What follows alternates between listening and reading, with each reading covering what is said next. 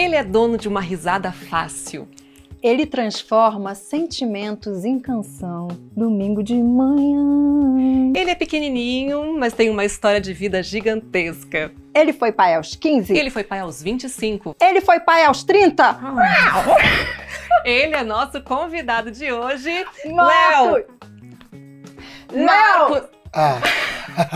Brincadeiras à parte, ele é nosso convidado de hoje, Marcos Léo. Oi, Tatá. Muito obrigada. Posso chamar desse jeito? Melks. Tatá e Tá ou não? Pode também. Mas normalmente eu não dou conta de chamar ela de Pachô. Não dou conta, velho. Pra mim já é o contrário, eu só consigo chamar de Pachô. Tudo certo. Prazer estar aqui. Muito já obrigada. tinha visto algumas vezes, algumas coisas sobre o programa e você sabe que te admiro pra caramba, mas tenho um grande amor pela Tatá, que é a esposa do meu parceiro. Claro. E quando eu fui convidado, eu fiquei muito feliz, muito honrado. E quando ele foi convidado, eu fiz assim, elas sabem, né? Que eu fiquei assim, não, gente, mas não vou chamar o Léo, não vou. Eu conheço o meu marido vai ficar bravo, mas eu preciso ouvir a história do Léo, porque... Você tem uma história linda. O Léo tem uma história... Ela vai ouvir de novo, né? É que a galera não ouviu ainda, a Tatá vai ouvir de novo. Não, eu quero ouvir tudo. O Marcos tem uma história de vida na paternidade, que se mistura com a vida, que se mistura com a família, que faz todo sentido aqui pra gente e que a gente precisava te trazer. Então, obrigada por estar aqui. Bem-vindos ao nosso Tá em Dobro.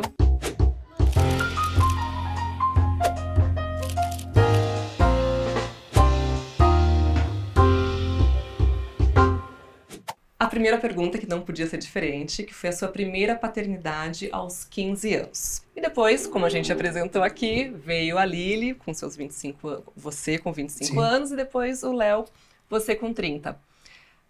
Qual a primeira grande diferença que você enxerga nessas três fases?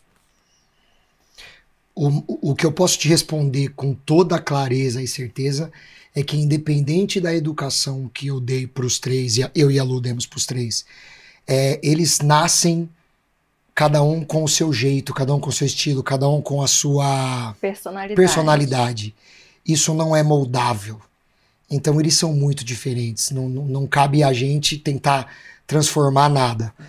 A Lala nasceu num outro mundo. Quando a Lala nasceu, não existia acho que nem o Orkut. Tipo, olha só, pra você entender a rede social. E eu era um menino de 15 anos, a Lu, quando soube que estava grávida, tinha 14. Nós éramos muito jovens. Eu vou te dizer que eu não tinha medo de ser pai, eu já queria ser pai, mesmo com 15 anos. Eu sempre tive o sonho de ser pai, não foi um susto, é óbvio que eu não planejei. A Larissa e nem a Lu. Mas eu acho que tanto eu quanto ela, a gente já tinha o sonho de sermos pais. Não naquele momento, mas a gente já queria. E aí eu soube que a Lu estava grávida, a gente já tinha uma desconfiança. De primeiro momento eu dei uma desmaiada. Igual a gente aqui, ó. E aí depois coube a mim contar para o meu pai e tal, para as pessoas. Foi muito difícil esse primeiro momento. Meu pai, principalmente, ficou muito bravo, chegou a me levar na casa do meu sogro e me colocar na frente do meu sogro, você sabe disso. E falar, pode bater, eu trouxe ele aqui pra você bater nele. E eu ia apanhar calado, porque eu merecia apanhar. Então esse foi o primeiro momento que foi difícil. Depois de um tempo, a gente passou a curtir a gravidez da Larissa. Eu já me sentia pai, mesmo com a Larissa na barriga. E aí veio a Larissa ao mundo. Eu com 15 anos de idade e a Lu com 15. A Lu teve a gravidez toda com 14. Olha que loucura. Aí a Lu fez 15 em junho e foi mãe em julho. Eu fui pai em julho com 15 e fiz 16 em agosto. Então foi pouco, esse lag foi pouco tempo. E eu continuei morando na casa da Lu durante um tempo. Os primeiros meses, 3 ou 4 meses, eu não me recordo exatamente quanto tempo. Eu fiquei morando na casa da Lu, depois eu voltei para casa dos meus pais. Porque o meu sogro falou, não vou mandar vocês casarem, porque como eu boto 2 crianças dentro de uma casa sozinhos, cuidando de outra criança. A gente continuou namorando, mas eu tava na casa da Lu o tempo todo. E ela foi educada, de certa forma, por nós e pelos avós maternos também. Isso que eu ia perguntar, se vocês tiveram o apoio da família nesse momento. Sim. Como ela morava na casa dos avós maternos, ela foi bem educada pelos avós maternos, mas por mim e pela Lu também. Eu tenho uma educação bem religiosa. A minha família é uma família que vem da Igreja Batista de berço, e eu nasci num berço batista. A Lu, quando começou a namorar comigo, em pouco tempo também já começou a ir para a igreja comigo. Então, a educação que a gente deu para Larissa, desde criança, foi dessa forma. E, modéstia à parte, a Tatá tá aqui, não me deixa mentir. Eu acho que a gente fez muito bem o trabalho assim com a Larissa. E eu acho que até mesmo a Larissa foi a única filha que pegou de fato o meu começo de carreira, até antes do Marcos Bellucci, toda a transição para o Marcos Bellucci, a dificuldade que foi acontecer, o sucesso e até agora. Então a Larissa viveu tudo isso. E mesmo assim ela tem plena consciência de quem ela é, do que ela precisa conquistar e do que ela quer ser. É muito legal assim a cabeça da Larissa. Por isso eu falo que não tem muito como você moldar a criança. Não, e sabe que eu vi um vídeo esses tempos, que eu não tenho essa experiência de irmãos, então não sei muito bem como funciona. Mas falava isso, que as pessoas têm a tendência de falar, putz, mas foi criado com o mesmo pai, com a mesma mãe, é diferente. Mas na verdade não foi criado com o mesmo pai. Aquele pai estava de um jeito quando teve o filho 1, quando teve o filho 2, quando teve o filho 3. Aquela mãe também estava. A relação do pai e da mãe estavam de uma forma quando teve aquele filho 1, 2, 3. Então é diferente. Né? Você percebe diferença na sua paternidade? É exatamente isso. Eu nunca tinha ouvido isso, mas isso é verdade. Na sua paternidade com um, com outro e com outro, você percebe um amadurecimento ou... Eu não gosto de falar essa palavra que as mães normalmente me matam. Ficou mais fácil pela prática, o segundo e o terceiro pela prática, ou pelo tanto de informações que a gente tem hoje? Ou você acha que não? Que desde da sua primeira paternidade... A paternidade em si, né? Você quer ser ele como... Veja, foram momentos muito diferentes de cada um. A diferença da Lala para Lili, por exemplo, ela é muito grande. Era outro momento. Eu não posso dizer que é mais fácil. De novo, cada filho tem a sua dificuldade. E eles são muito diferentes. Mas, no meu caso, imagina assim, você é pai, entendeu? Eu não tive muito tempo de me preparar, né? Eu acho até que é bom. Não, existem pessoas e pessoas, né? Eu já vi muita mãe que foi mãe aos 30, aos 32, aos 33, que teoricamente, 40, que teoricamente ela tem mais sabedoria do que uma criança de 15, um adolescente. Mas o senso de responsabilidade que uma pessoa dessas, ela sabe a responsabilidade que é ser mãe, com 30 e poucos anos, faz ela ter mais medo. Quando você é um adolescente... Você nem pensa. Não pensa. Então não dói. Eu falei isso esses dias num outro podcast. Pra mim foi muito leve. Eu acho que pra Lu foi mais pesado. Eu acho que pra mãe é mais pesado. Uma menina de 14 anos carregar um barrigão é mais pesado. Se bem que a gravidez dela, a primeira e a segunda foram muito tranquilas. Ela não teve um problema. A do Léo, quando ela tinha 29, foi a gravidez que ela sofreu um pouquinho mais, que também não foi muito. Mas eu acho que eu não tive tempo para pensar em tudo isso. Então, acabou se tornando leve. Todos os problemas que todos os pais têm, eu tive. Dela arrumar uma briga ou outra na escola, dela querer uma coisa ou outra eu não poder dar. Hoje, ao contrário. Hoje, às vezes, o meu filho quer alguma coisa eu não dou porque eu acho que eu não devo dar. Entendeu? São outros momentos. Quando eu não podia, a dor era não poder. Hoje, a dor é não querer. E saber que o melhor é não dar. E eu sou esse tipo de pai, tá? Por exemplo, eu dei um carro para Larissa, mais velha. Eu demorei a dar esse carro, porque eu precisei ser convencido de que era o certo. Você sabe disso. Então, eu acho que cada um tem um momento, cada um tem uma história. Você tem a preocupação de, por exemplo, você citou o exemplo do carro, né, para Lala. Você tem a preocupação de que todos sejam atendidos da mesma forma? Sim. Pode seguir, desculpa. Ou não, tá certo. Desculpa. Não, mas depois ele vai continuar. Ou não, como você disse, às vezes você enxerga que naquele momento a Lili não precisa ser atendido. Como que você vai ouvindo a sua intuição de pai? Eu acho que tem que ser justo, mas a justiça tem que ser fiel. Por exemplo, a Larissa não ganhou um carro quando fez 18 anos. E eu não prometi um carro para ela. Eu sempre falei para ela que eu não ia dar. E aí até uma coisa que eu acho que ninguém sabe, eu tinha um combinado com a Lu, de que se a Larissa comprasse o próprio carro, mesmo que financiado, ela desse esse passo de coragem, eu daria para ela o dinheiro depois, o mesmo dinheiro do carro. Isso acabou não acontecendo, porque a Larissa começou a trabalhar comigo numa empresa que era minha e da Lu durante um tempo. Ela foi muito bem nesse emprego, tanto é que ela saiu desse emprego para um emprego melhor, depois para um outro melhor, e hoje ela está muito bem colocada no mercado por conta disso. Quando eu percebi que ela sabia qual era o rolê, que ela não estava sentada em cima da herança, eu resolvi dar um carro para ela por merecimento, por mérito. Esse é o primeiro ponto. Isso me faz ter a responsabilidade de um dia dar um carro para Lisandra e para o Léo. Senão eu vou estar sendo injusto com eles. Qual é a forma? Isso vai acontecer lá na frente, eu não sei como. Mas de algum jeito eles vão ter que me provar que merecem. Acho que tá respondido. Sim, tá. Porque é mais ou menos o gatilho foi o merecimento. Então o mesmo gatilho vai ser para os três, né? O merecimento. Vou te dar um outro exemplo. O Belucci sabe disso. É horrível chamar o Belucci de Belucci. O Beiba é Beiba. Pra mim, quando ela fala Bruno, eu fico perdida. Eu já comentei isso com o Beiba há pouco tempo. Eu já tô me preparando para, de certa forma, entregar a herança da Larissa o quanto antes. Porque a Larissa é filha de pais de 15 anos. Quando eu for idoso e estiver próximo da minha partida, ela vai estar idosa e próxima da partida dela. Ela não vai aproveitar a herança. Nossa, tá vendo como é que cabeça de pai, mãe... Tem que mudar. Então eu e a Lu, a gente hoje já tem uma programação toda na cabeça. Se Deus me abençoar, o meu dinheiro não é meu, eu sei disso. Meu dinheiro todo está na mão de Deus. Então, ele está comigo. Se ele ainda estiver comigo no momento onde eu achar justo a Larissa receber essa herança, ela vai receber antes dos irmãos, em vida. Porque senão ela não vai aproveitar isso. Então, a minha história ela é diferente da história de todo mundo. Eu não vou entrar nunca numa história comum de pai e mãe, eu e a Lu. Mas isso que é Nossa especial, história é muito diferente. né? Cada um tem a sua história. Você tem esse diferencial justamente pela sua história. Sim. E acho que vocês não brigam, e acho que isso é o mais admirável de vocês. Como a Lu tá aqui, tá, gente? A gente olha lá pra ela. Ela tá lá pra fazer cara feia se eu falar besteira.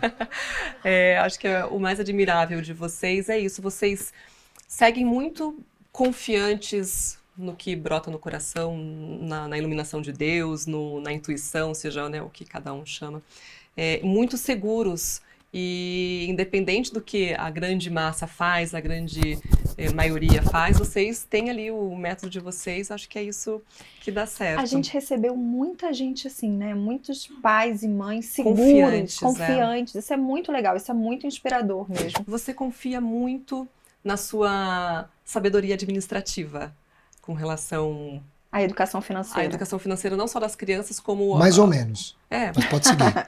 Não, porque eu no dia a dia, até quando a gente conversa sobre viagens, essas coisas assim, o Léo sabe tudo de milhas pra lá e milhas pra cá. Eu gosto, eu gosto. Aquilo, e aí automaticamente você passa isso para as crianças, né? Você tem alguma coisa, alguma dica legal pro pessoal que está nos assistindo?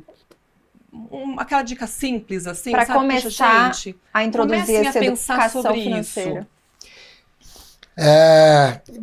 Vou responder desde o começo. Eu acredito mais ou menos na minha habilidade financeira de fazer a coisa.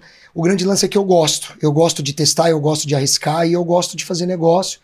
E como todo cara que gosta disso, eu já acertei e já errei algumas vezes. Às vezes que eu erro, eu perco dinheiro, já perdi pouco, já perdi muito. E às vezes que eu acerto, eu ganho pouco, eu ganho muito. E agora, aos 40 anos, agora 41, eu tô botando um pouquinho do pé no freio, tô diminuindo um pouco os testes e os riscos. Acho que eu já passei dessa fase. Não preciso mais tá suscetível a certos riscos. Eu posso me dar o luxo de ganhar menos e arriscar menos. E ter menos chance de ganhar mais também. E tá tudo bem. Sobre conselho, cada um tem uma história, cada um tem uma oportunidade que passa na frente. Meu pai me deu alguns conselhos e eu posso repassar os que o meu pai me deu. Meu pai sempre foi empresário e meu pai errou muito, mas meu pai também acertou muito. E eu sempre presto muita atenção em volta em tudo para tentar aprender com os erros dos outros. Para tentar não errar, e isso não deu certo, porque eu errei pra caramba. Mas eu também acertei. Experiência. E assim, o que meu pai me falou, que eu acho que vale a pena como conselho. Primeiro, se o dinheiro vem da noite pro dia, corre porque vai dar errado, né? Então, todo plantio, ele tem um tempo para colheita. Normalmente o dinheiro ele tá lá na frente. Se planeja hoje para colher no mínimo daqui 10 anos. Isso vai dar certo. Tudo que você sabe que vai dar dinheiro no decorrer dos anos, ele tem uma probabilidade muito maior de não dar errado. Então você tem que pagar o preço para colher lá na frente. E aí o cara que não gosta de investir, óbvio, ele vai te responder, mas e se eu morrer nesse meio tempo? A vida é isso aí. Você pode daqui 10 anos tá velho precisando trabalhar para bancar a tua vida daqui 10 anos. Se você não morrer, e se você morrer, é a vida. Morrer faz parte da vida. Então, a gente paga o preço pelas nossas escolhas, sempre. Então, o longo prazo, ele é matador. Os juros compostos, ele é matador. E eu tento explicar isso para os meus filhos o tempo todo. Eu acho que é um bom conselho. E tomar cuidado com o custo fixo, que o que quebra a pessoa é o custo fixo. Não sei se vocês já ouviram isso. Não. Não, no seu dia a dia, não. Eu falo isso para minha filha mais velha, principalmente diariamente. Você ganha 10 mil por mês e é pouco, porque você usa os 10 mil para viver. Você não consegue guardar nada dele para investir.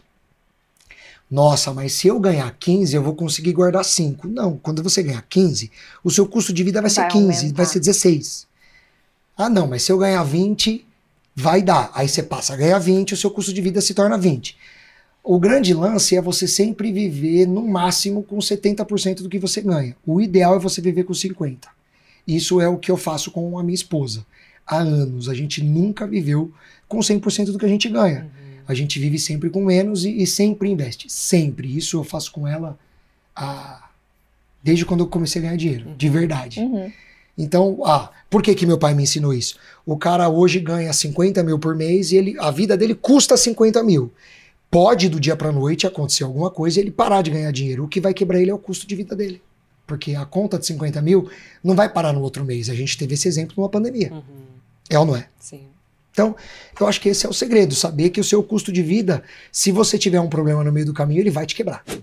Você conversa sobre isso, principalmente agora com o Leozinho, abertamente em casa? Ou você acha que tem uma idade mais específica para a criança entender sobre o assunto financeiro? Ele é novo para isso, mas ele acaba ouvindo, porque eu falo muito sobre isso.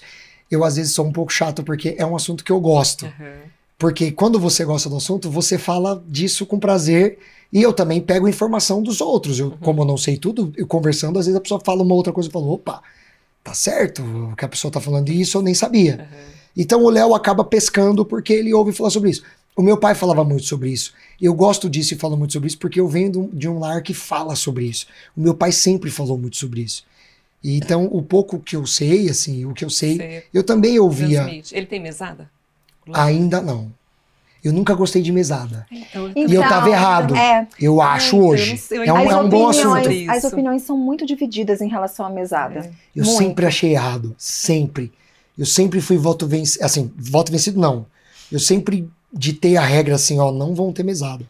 Depois de um tempo, eu fui entendendo que a mesada também é uma forma da criança ter dinheiro para administrar a sua própria vida financeira. E isso é bom.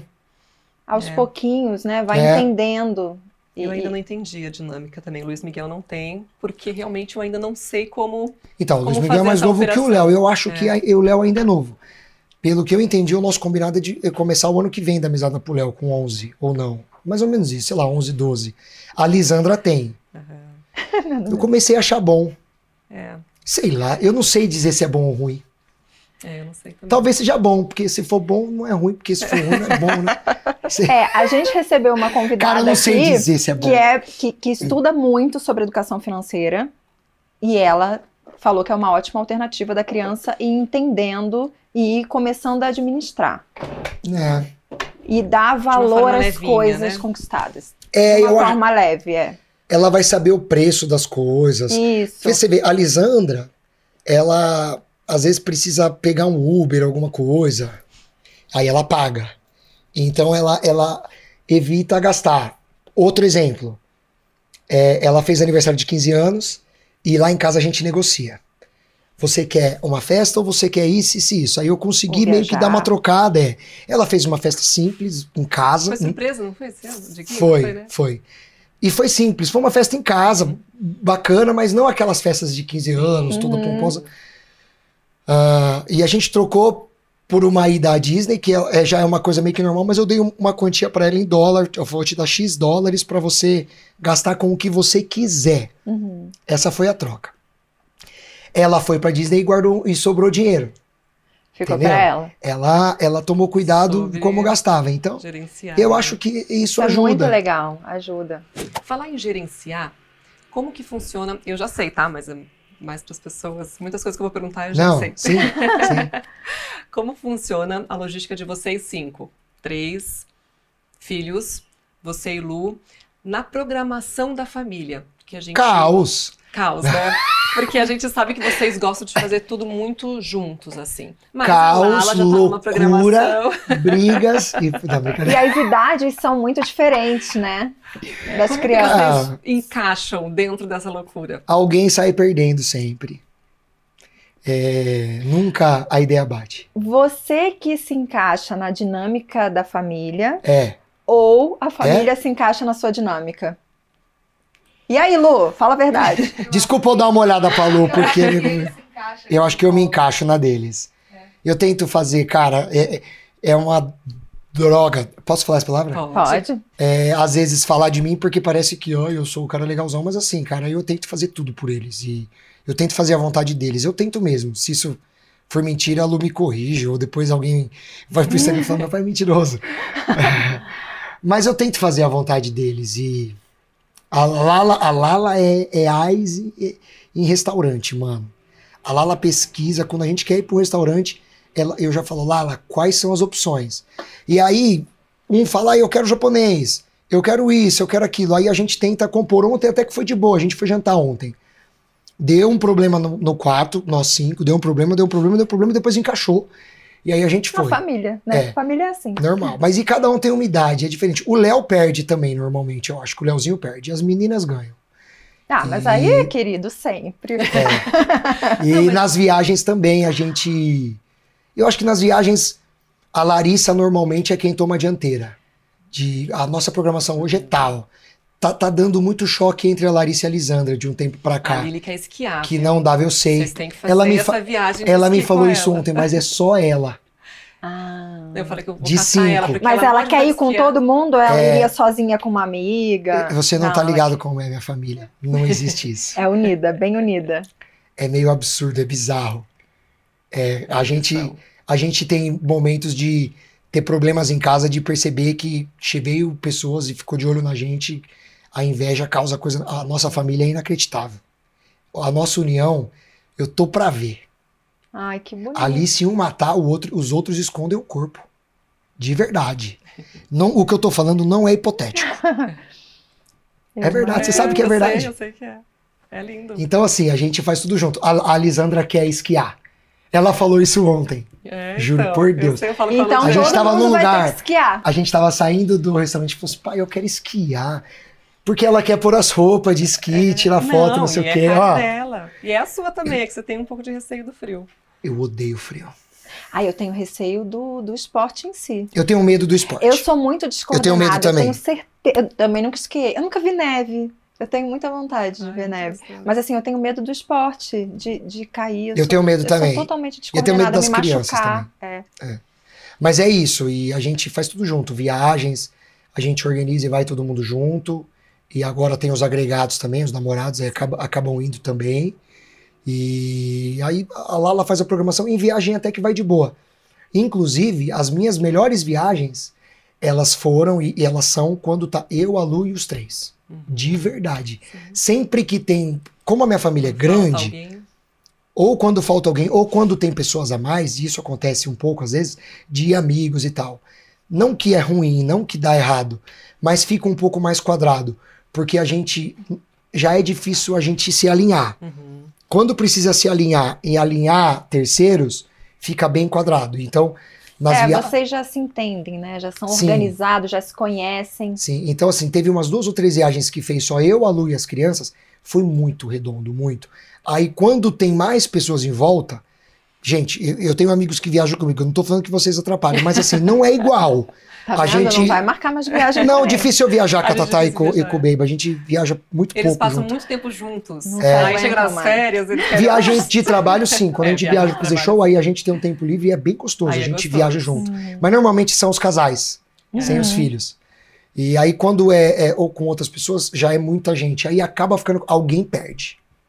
Normalmente é quem tá comigo. Perde, porque tem que entrar no meu rolê. Ô, Léo, você teve a Lala muito, muito cedo. E desde aquela época, a sociedade ela é machista. A gente vem caminhando, acho que alguns pontos melhorando, mas ainda o machismo é muito forte, muito presente. Você tem uma preocupação com relação a isso com o Léo, para você quebrar um pouquinho essa cultura tão enraizada nele, com relação ao pensamento dele para com as mulheres, e também de proteção para as mulheres, para as meninas? Com as meninas, eu faço o que eu fiz com a Lala. A Lala, eu já tenho um exemplo real disso. A Lala é uma mulher autossuficiente. A Lala é impressionante. Completamente. A Lala, inclusive, ela agora tá namorando um menino muito legal, que eu adoro, mas um rapaz para topar namorar a Larissa tem que ter muita cabeça. Não é fácil. Porque a Larissa, com perdão, a Larissa é pica. O cara para namorar a Larissa tem que aguentar a bronca. Não é, a Larissa é muito pra frente. Então o cara tem que ser muito autoconfiante. E eu criei a Larissa pra isso. Primeiro que eu sempre falei pra ela, não conta com meu dinheiro, babá. O mundo é isso aqui. E aí joguei a Larissa pro mundão, ela morou fora e tal. Se eu for falar tudo, precisa de 10 horas de podcast. Então, assim, a Larissa já é uma prova disso. A Lisandra, eu explico a mesma coisa. E eu acho que elas têm que ser autossuficientes. Mulher nenhuma tem que depender de homem. Não é nem pelo machismo, viu, Tatá? É porque a história mostra, né? Biblicamente, Jesus Cristo fala biblicamente que a maior luta do cristianismo é cuidar das viúvas. Porque a mulher mais suscetível do mundo é a viúva. Depois que o marido morre, ela fica a ver navios. Então eu acho que a mulher ela tem que se preparar para não depender de homem nenhum. Ela tem que depender dela. No meu caso, eu sou sócio da minha esposa. A gente é sócio literalmente. Então não tem muito esse jogo, né? Com o Leozinho, eu vou falar qual é o meu pensamento com relação a isso, sem medo. Eu vejo a luta com relação ao machismo e todas as outras lutas. E eu acho elas importantes. E eu acho que isso é só o tempo que resolve. Eu vejo certas lutas passando do ponto, querendo que tudo se resolva agora. Eu acho que isso precisa de tempo. O machismo, ele existe desde que o mundo é mundo, mas ele já foi muito pior. E eu, assim como ele já foi muito pior, eu acho que ele vai ser um dia muito menor. E tudo tem um tempo para acontecer e para se resolver. Tô falando sobre o machismo, mas eu vou abranger todas as lutas. Sim, as bandeiras todas. Todas as bandeiras. Eu acho que toda luta desenfreada e exagerada causa o atraso do resultado. Porque algumas pessoas levam a mal essa luta. Vou te dar um exemplo. Você pode pegar a sua avó. Para ela é muito mais difícil digerir certas coisas, como pra gente. Certo? Mas essa geração vai passar. A nossa geração já é mais preparada para lidar com todas as diferenças, certo? E a próxima vai ser mais. O meu filho é mais preparado do que a gente. Tá respondido? Naturalmente já preparado, né? Tem uma frase que dá muita raiva nas mulheres, que é: fulano é um excelente pai, ele ajuda a esposa. Aí aqui a gente fala assim, não é questão de ajuda, né? A paternidade é uma responsabilidade compartilhada. A paternidade e a maternidade. A Lucilene é uma ótima mãe, ela me ajuda.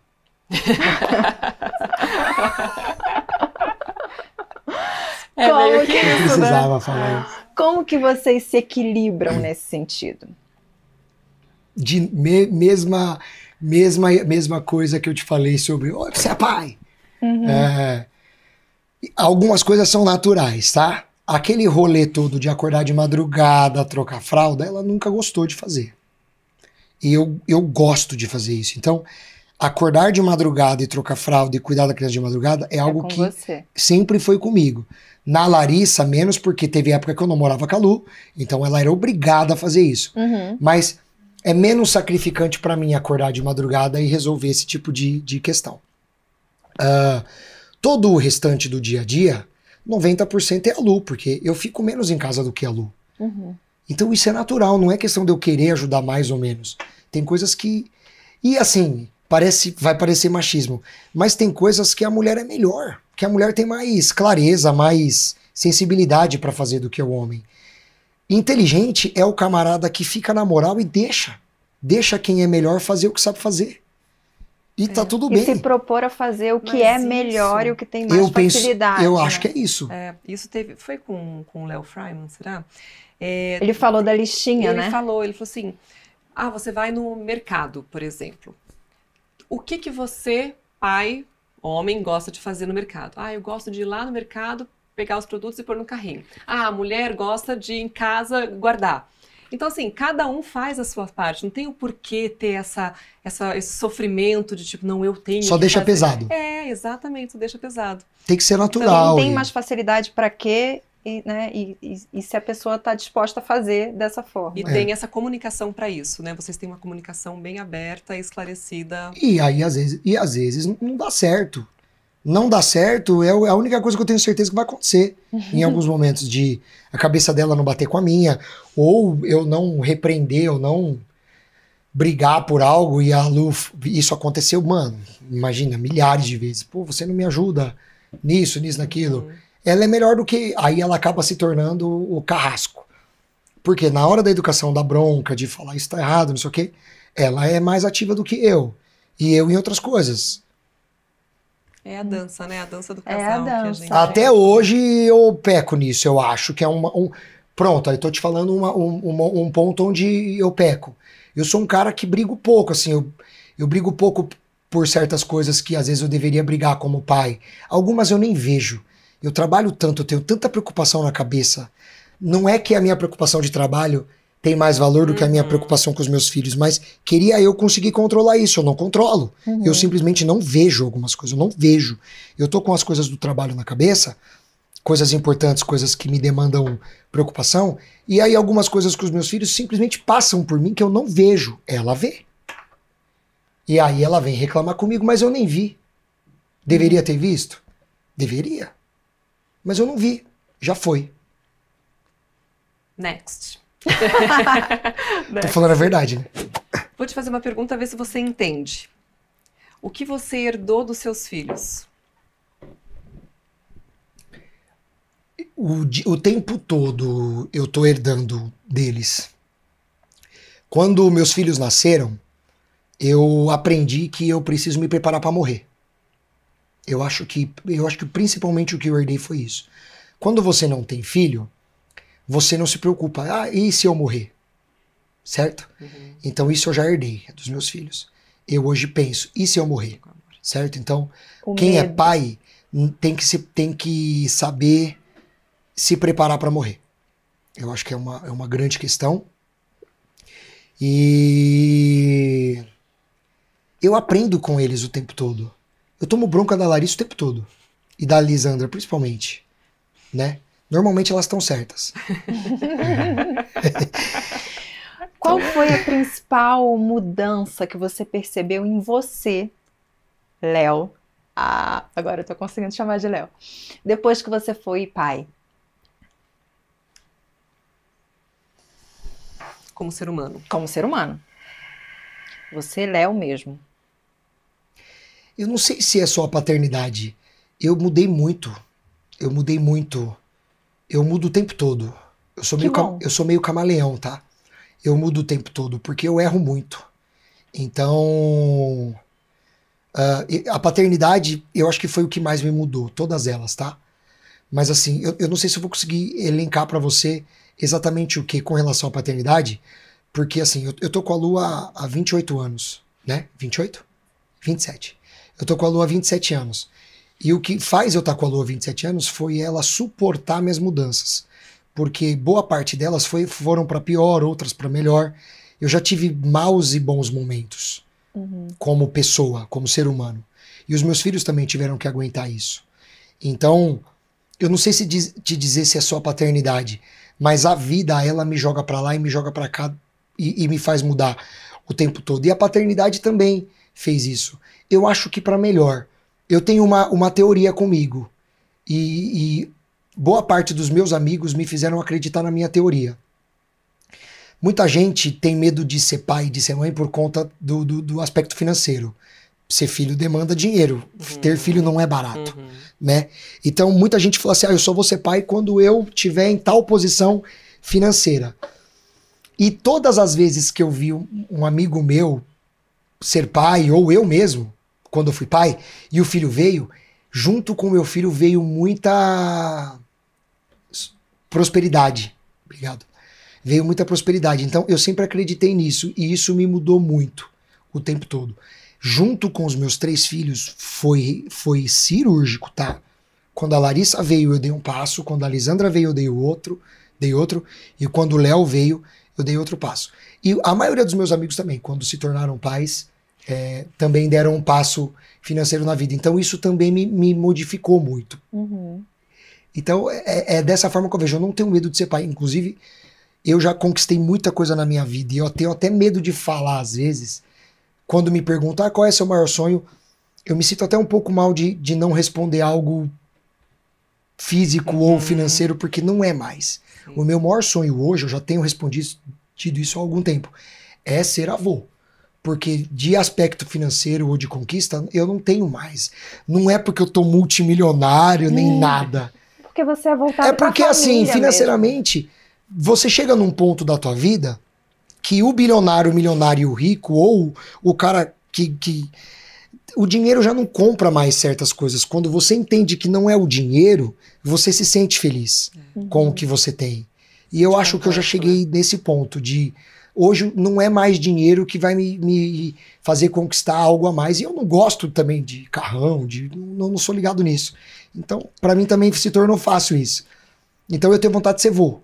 E eu acho que ser vô vai me dar esse outro passo de falar, opa, eu tô chegando no ponto que eu queria da minha vida, que é ter uma árvore para baixo bizarra. Uma árvore genealógica. Eu vou contar uma curiosidade para vocês. Você falou de prosperidade com cada filho.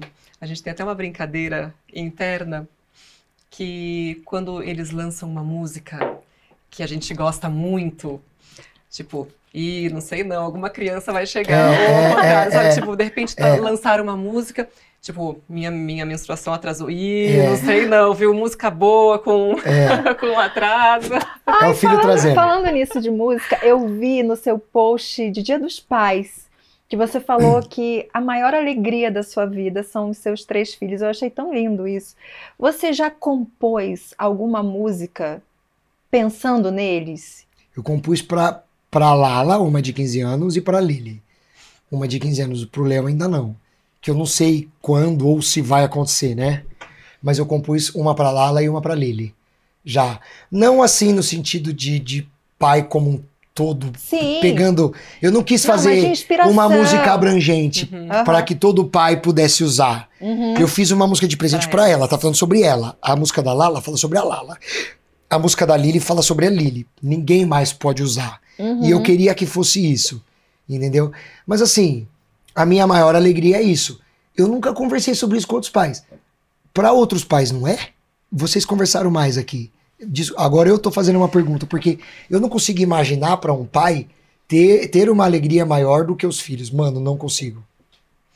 Eu acho que existe uma divisão muito grande na figura masculina por conta dessa, de novo, cultura enraizada de que o homem tem que ser o sustento e tal. Então a gente vê uma preocupação no homem muito voltada para isso. Você tem também, mas em você brilha mais o lado da família, brilha mais o lado dos filhos. Em alguns homens que a gente conversou, é um brilha pensamento mais um matemático, mais frio. E eu sou matemático também, assim, de certa forma de investimento. No sentido da frieza. Sim. E não no sentido...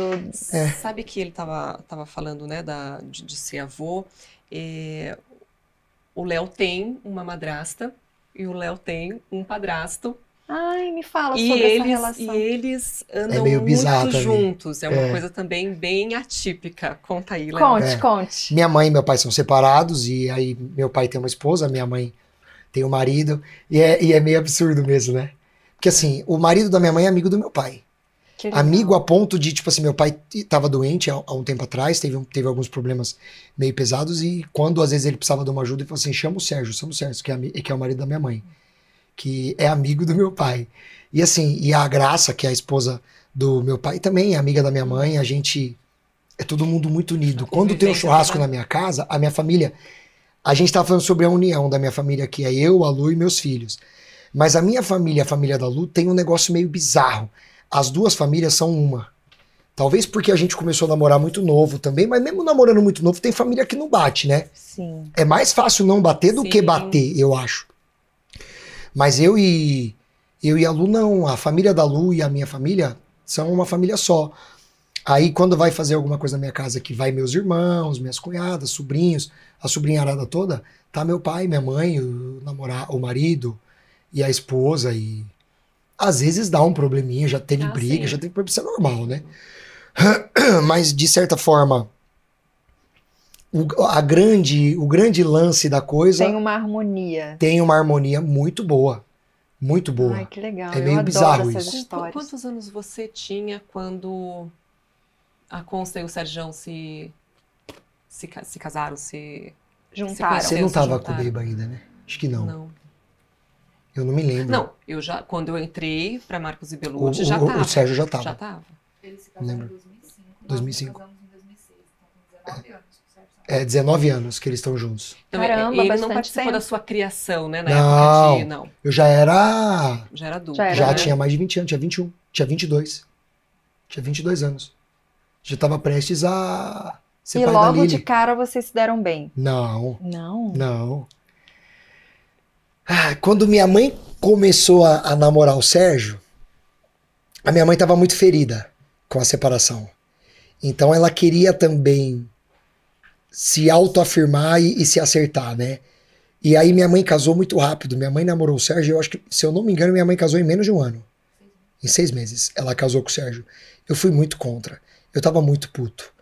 Eu tava me sentindo o pai da minha mãe, porque não se casa, ó, independente de ser a minha mãe ou qualquer pessoa.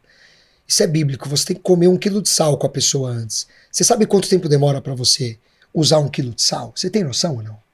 Não. Sal você põe em pitada.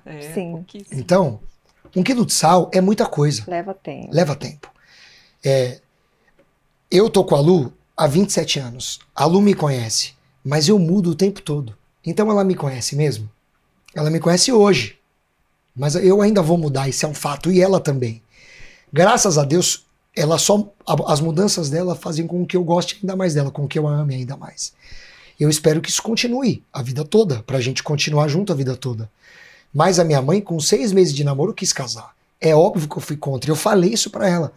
Se você ver minha foto, acho que você nunca viu. Não. A minha foto de padrinho no casamento dela, você vai ver um semblante que você nunca viu em mim. Muito contrariado. O Sérgio demorou a me conquistar. Hoje eu amo o Sérgio. O Sérgio, pra mim, é um segundo pai. Tô falando a verdade. Ó, eu vou falar do meu jeitão.